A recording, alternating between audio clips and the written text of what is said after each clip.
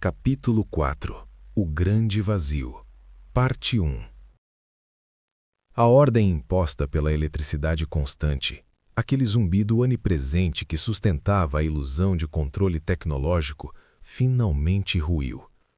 Como se o complexo de laboratórios estivesse sofrendo um colapso nervoso sistêmico, a iluminação fluorescente, que por meses servira como último escudo de objetividade científica para Ares, piscou violentamente. O efeito estroboscópico transformou o corredor em uma sucessão de quadros congelados de horror antes de se apagar definitivamente com um estano seco de capacitores estourados e fiação sobrecarregada. No segundo seguinte, o laboratório mergulhou nas luzes de emergência. O branco asséptico, que Ares usava para manter a distância emocional de seus experimentos, foi substituído por um carmesim denso, denso e pulsante, vindo das lâmpadas de baixa voltagem. As sombras, antes contidas nos cantos, alongaram-se de forma grotesca pelas paredes de policarbonato, transformando armários de metal e equipamentos de centrífuga em silhuetas de monstros agachados, prontos para o bote. O vermelho era a cor exata da retina transfigurada de David. Agora, por uma ironia poética da engenharia, era a cor de todo o mundo de Ares. Ares sentiu a pressão atmosférica da mudança. Sobre aquela iluminação de pesadelo, o sangue espalhado nas paredes não parecia mais uma mancha biológica a ser higienizada, mas uma parte integrante e necessária da nova arquitetura. Ele estendeu a mão e acionou a liberação manual da antecâmara. Sabia que a barreira de vidro, por mais reforçada que fosse, não resistiria por muito mais tempo aos golpes rítmicos e desumanos do que fora seu colega. O vidro já exibia microfissuras que brilhavam como teias de aranha sob a luz vermelha. Quando a porta deslizou com um chiado pneumático moribundo, Ares não encontrou o silêncio sepulcral que esperava. Em vez disso, ele foi atingido por um novo som. Múltiplos passos rápidos, pesados e erráticos ecoando pelos dutos de ventilação acima. Era um ruído frenético e metálico, como se centenas de dedos de aço estivessem tamborilando em uma percussão caótica sobre sua cabeça. Os infectados haviam evoluído em sua compreensão tática em questão de minutos. Não estavam mais limitados aos corredores ou às portas trancadas. O vírus havia conferido a eles uma consciência espacial primitiva, uma navegação instintiva que mapeava o prédio não por suas funções, mas por suas aberturas. Eles estavam usando as artérias do edifício, os dutos de ar-condicionado, para contornar qualquer barreira humana. Ares caminhou rente à parede, sentindo a vibração do metal contra suas costas. Cada impacto pesado nos dutos era um lembrete de que a estrutura de controle havia sido subvertida. O sistema que deveria trazer ar puro e manter a vida, agora estava canalizando a fúria pura para o coração do complexo. Ares deixou a sala de observação para trás e começou a atravessar a ala técnica, um labirinto de servidores e estantes de dados. Ares percorreu o corredor dos arquivos, cercado por uma cacofonia de luta de todas as salas adjacentes. Atrás das portas reforçadas dos laboratórios de suporte, o caos estava em seu ápice. Ele ouvia com uma clareza dolorosa o impacto de corpos sendo lançados contra mesas de aço inoxidável, o tilinar musical de béqueres de borosilicato se estilhaçando no chão e o som inconfundível de gritos humanos que começavam agudos e eram subitamente cortados por um silêncio úmido, um gorgolhejo de quem já não possuía traqueia para gritar. Ares não parou. Ele não permitiu que sua curiosidade o fizesse espiar pelas pequenas janelas de observação reforçadas com fios de aço. Sua mente continuava a processar o ambiente como um gráfico de risco em tempo real. Cada sala trancada onde o barulho cessava era, para ele, um experimento concluído com sucesso. Cada grito era apenas um dado estatístico valioso sobre a taxa de letalidade e a velocidade de propagação do vetor. Ele apertava sua prancheta digital contra o peito, segurando-a como se fosse um talismã sagrado, a única âncora que ainda o conectava à identidade do homem que ele fora apenas 10 minutos atrás. Ao dobrar a esquina para o setor de triagem, ele estancou. O cenário ali era uma natureza morta de desespero. Sentado no chão, espremido entre uma fileira de armários de arquivo e um dispensador de água tombado que borbulhava inutilmente, estava um sobrevivente. Era um técnico de manutenção, um jovem cujos olhos estavam arregalados a ponto de exporem o branco ao redor da íris. Seu uniforme de brim estava rasgado no ombro, revelando a pele pálida, mas ele parecia não carregar ferimentos visíveis de mordidas ou arranhões profundos. O homem olhava para o vazio, as mãos enterradas nos cabelos de forma frenética, balançando o corpo para frente e para trás em um transe catatônico que Ares identificou como choque pós-traumático agudo. Eles entraram pelo teto, o técnico murmurou, sua voz não passando de uma sombra rouca e quebrada no corredor tingido de vermelho. O Dr. Miller, ele não teve tempo. Eu vi os olhos dele ficarem vermelhos antes mesmo dele parar de gritar. Ele me olhou e não era mais ele, doutor. Não era mais ele. Ares observou o homem com a distância de um entomologista examinando um inseto agonizante. Seus olhos desceram para o pulso do técnico, onde notou um pequeno arranhão, uma linha fina e avermelhada. Poderia ter sido causada por uma quina de metal durante a fuga, ou poderia ter sido o toque de uma unha infectada. Naquele novo mundo, a dúvida era equivalente à sentença de morte. O técnico levantou os olhos, uma súplica silenciosa e patética brilhando neles. Ele estendeu uma mão trêmula, agarrando a barra do jaleco branco e imaculado de Ares. Por favor, doutor, a saída de emergência norte está bloqueada por eles. Eu tenho a chave mestra do elevador de carga, mas não consigo andar. Minhas pernas, eu não as sinto, estão pesadas demais. Ares observou o pulso do técnico e depois para o relógio digital na parede, cujos segundos avançavam com uma indiferença mecânica. Ele iniciou o cálculo. Se o homem estivesse infectado, a conversão ocorreria em menos de 10 segundos, dada a proximidade com o sistema nervoso central. Se ele decidisse ajudar o técnico, sua velocidade de deslocamento seria reduzida em aproximadamente 60%. A probabilidade matemática de ambos alcançarem a superfície antes que os infectados nos dutos descessem em massa era inferior a 5%. A decisão de Ares foi imediata e puramente lógica. Ele abandonaria o homem à sua sorte. Ele não sentiu remorso, nem mesmo um traço de hesitação moral. Sentir remorso exigiria uma conexão emocional que o ambiente estéril e competitivo de Cambridge havia atrofiado há muito tempo e que a observação de David havia terminado de extirpar. Ares apenas desvencilhou a mão do homem de seu jaleco com uma frieza cirúrgica, como se estivesse removendo um parasita.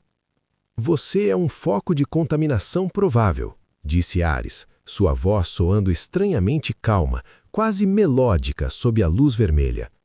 Sua presença diminui drasticamente as chances de preservação dos dados que carrego. Se você tiver sorte, morrerá antes que a dor se torne insuportável ou que a consciência se apague. Ares deu as costas sem esperar por uma resposta. Ele ignorou o soluço seco e desesperado que o técnico soltou atrás dele. O choro do homem, contudo, não durou muito. Foi substituído por um estrondo metálico acima. Uma grade de ventilação cedeu no teto com o peso de um corpo infectado. O som pesado de carne atingindo o chão e o silêncio súbito que se seguiu encerraram a conversa de forma definitiva. Ares não olhou para trás. Ele finalmente alcançou a barreira final, o pesado portão de pressurização que separava a ala de pesquisa biológica do túnel de acesso técnico à superfície. O painel de controle eletrônico estava fritando, emitindo faíscas azuis e brilhantes que contrastavam violentamente com o brilho carmesim da emergência. Foi ali que ele testemunhou o colapso final de qualquer protocolo de contenção humana. O sistema de segurança central, em um último suspiro de lógica computacional corrompida, interpretou a fumaça de um curto-circuito próximo como um incêndio de grandes proporções.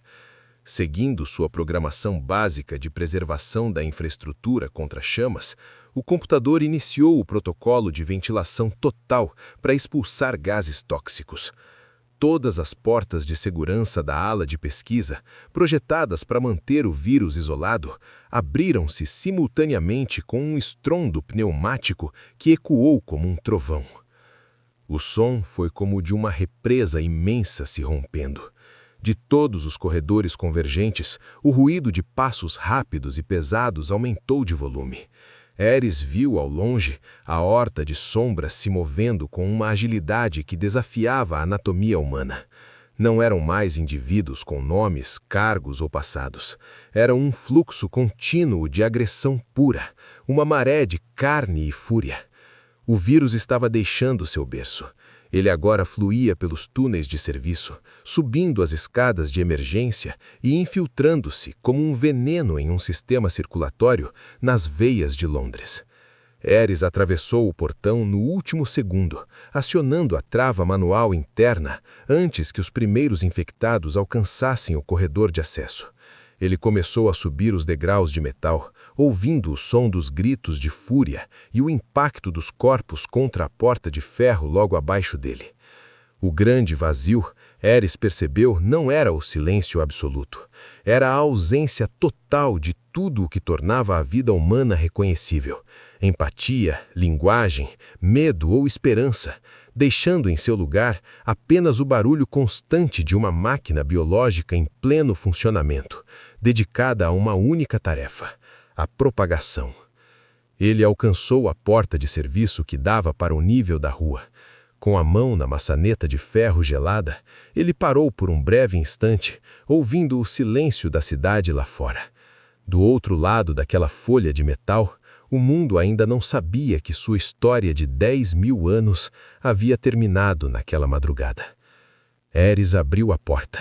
O ar gélido e úmido de Londres atingiu seu rosto com a força de um tapa, trazendo consigo o cheiro metálico de fumaça e a indiferença de uma metrópole que estava prestes a sangrar.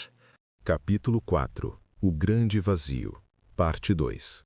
A porta de serviço pesada, uma chapa de aço industrial maciço projetada para resistir a invasões violentas e conter incêndios devastadores, cedeu finalmente com um gemido metálico prolongado e agudo. O som, um lamento de fricção entre o metal e o batente de concreto, pareceu anunciar de forma solene a transição definitiva de Ares entre dois mundos irreconciliáveis: a ordem científica que ruía e o caos urbano que ainda ignorava seu destino. No instante preciso em que ele cruzou o limiar daquela soleira fria, foi recebido por um choque sensorial tão violento e inesperado que o impacto físico do ar gélido atingiu seus pulmões como um golpe. Seus joelhos, enfraquecidos pela adrenalina em declínio, vacilaram sob o peso do próprio corpo e ele quase perdeu o equilíbrio sobre o asfalto úmido e traiçoeiro. Houve a saída abrupta para o ar noturno de Londres e o impacto foi imediato e cortante. O ar lá fora era gélido, uma adaga de gelo que penetrou em seus pulmões, carregada com a umidade pesada e salobra típicas das proximidades do Tâmisa e o cheiro persistente de fumaça de carvão, asfalto velho e a exaustão urbana acumulada. O contraste era paralisante, quase físico. Atrás dele, o laboratório permanecia como um inferno carmesim, uma câmara de eco saturada por gritos guturais e o som rítmico, quase musical, de carne sendo estraçalhada contra superfícies duras. À sua frente, estendia-se a paz enganosa e profunda de uma cidade adormecida, alheia ao seu próprio fim. Londres repousava sob um manto de indiferença absoluta e cruel. Daquela elevação no pátio de carga, Ares observava a topografia da normalidade. Os postes de luz vitorianos e as luminárias modernas projetavam poças de um amarelo pálido e doentio sobre o asfalto úmido, criando um padrão de luz e sombra que camuflava a quietude das ruas.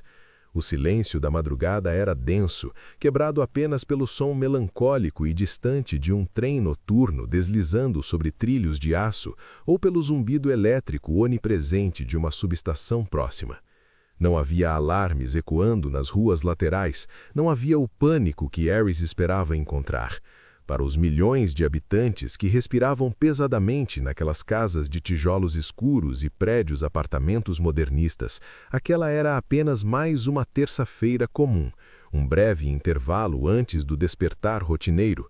Eles não possuíam a menor ideia de que a estrutura invisível da civilização, as leis, a moral, a segurança biológica, havia acabado de ser desmantelada a poucos metros abaixo de seus pés em uma sala de observação manchada de vermelho. Ares caminhou com passos deliberadamente lentos e pesados até a extremidade sombria do pátio de carga, sentindo o peso do mundo esmagar seus ombros. Suas mãos, ainda trêmulas pelo choque residual e pelo esforço da fuga, agarraram-se com força a uma grade de ferro fria e severamente enferrujada em busca de um suporte físico necessário.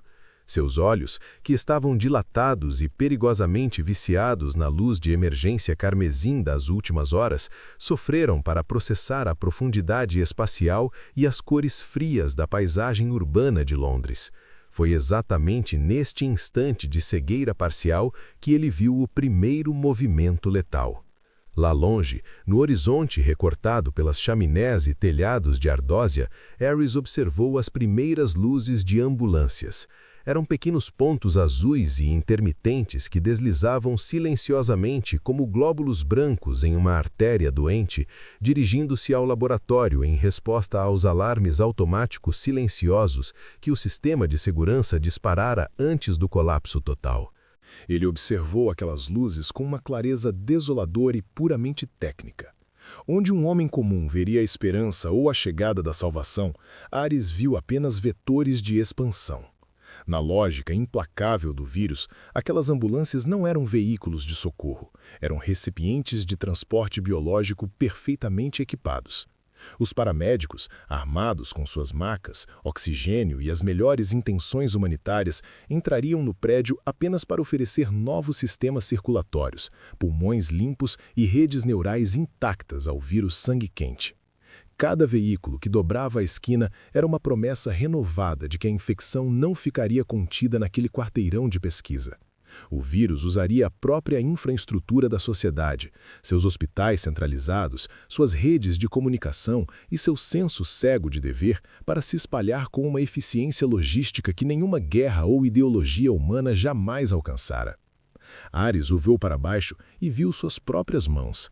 Elas ainda estavam revestidas pelo látex branco das luvas cirúrgicas, mas o material agora estava manchado com o sangue oxidado de David e uma fina camada de pó de concreto das paredes que ele tocara durante a fuga. Ele sentia um peso insuportável pressionando seus ombros. Não era o peso do remorso ou da culpa moral, mas o peso nihilista da irrelevância.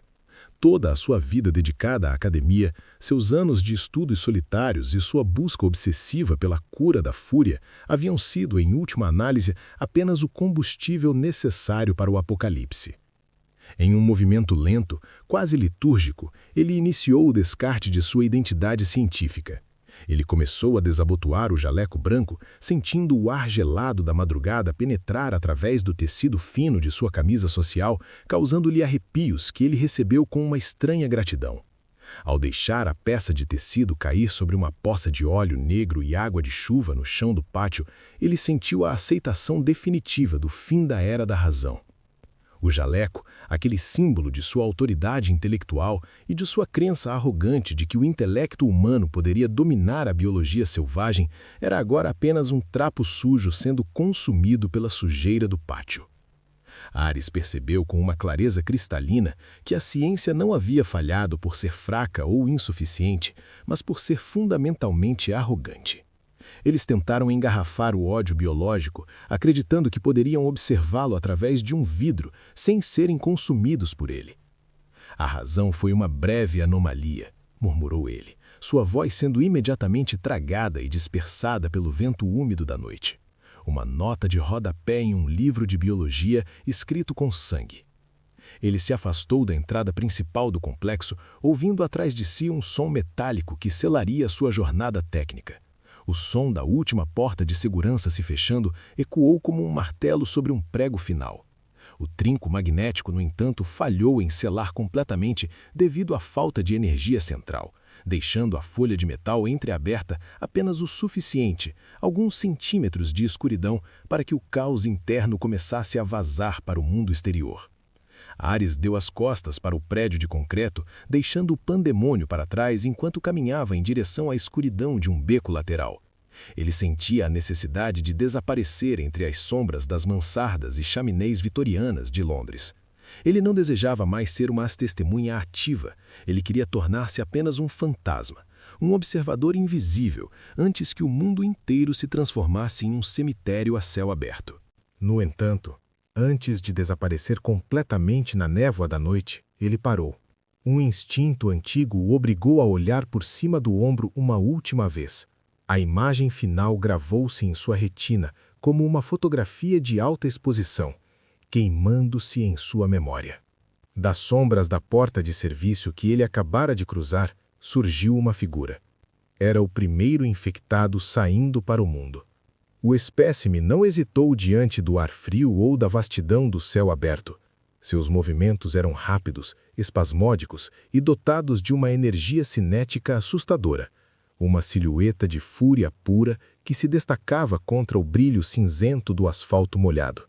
O infectado parou por um segundo no centro do pátio, farejando o ar com movimentos bruscos do pescoço, inclinando a cabeça na direção do coração de Londres, em direção às ruas que começavam a despertar, aos primeiros ônibus de trabalhadores e aos mercados que abriam suas portas para a rotina.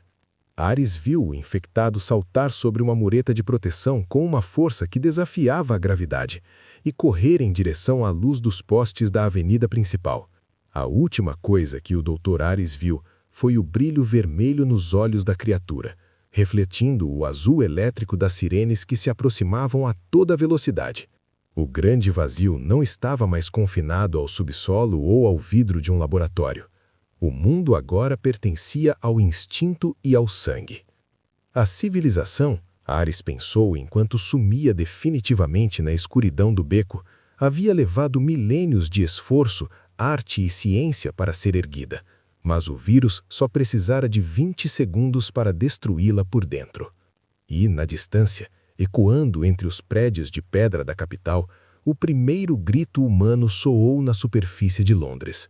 Foi um som agudo, desesperado e brutal, marcando oficialmente o início dos 28 dias que mudariam o destino da humanidade para sempre. Encerramento.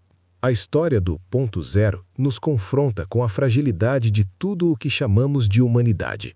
O conto revela que a nossa civilização não é uma fortaleza sólida, mas uma membrana fina e sensível, mantida viva apenas pela nossa capacidade de adiar impulsos e processar a realidade através da lógica. Quando o Dr. Ares e sua equipe decidiram transformar o ódio em um dado estatístico, eles removeram a última barreira que nos protegia de nós mesmos, provando que o maior perigo nunca foi o vírus em si, mas a arrogância de acreditar que poderíamos controlá-lo. Ao final, o que resta é o silêncio desolador de uma Londres que ainda não sabe que já morreu. A transição de David e a fuga de Ares simbolizam o fracasso da era da razão perante a eficiência bruta da biologia. A história serve como um lembrete sombrio de que quando a máscara da educação cai, o que sobra não é o vazio, mas uma fúria latente que aguarda apenas um gatilho para retomar o mundo. O grande vazio não é a ausência de pessoas, mas a ausência da alma humana no motor da carne.